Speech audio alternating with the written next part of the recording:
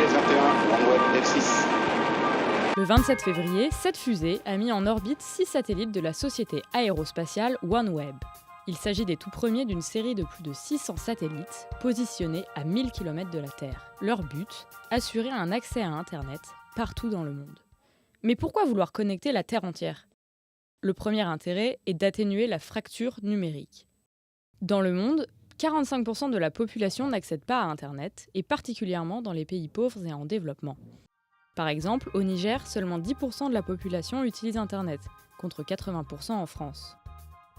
Or, ne pas avoir Internet, ça complique, entre autres, le commerce, la vie en société et l'accès à la culture.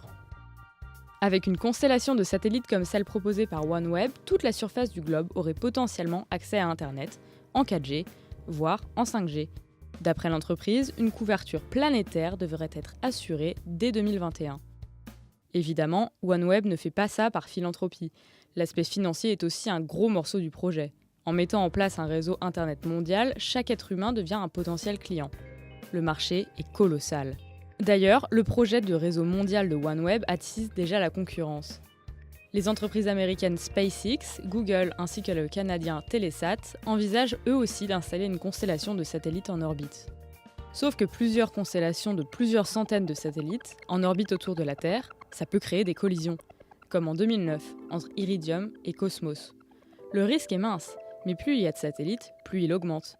Pour vous donner une idée, actuellement, il y a déjà 600 satellites à une altitude comparable à ceux de OneWeb. Un nombre qui pourrait augmenter très rapidement si tous les concurrents de la firme lançaient eux aussi leurs propres projets. Or, ces satellites tournent autour de la Terre à 30 000 km/h.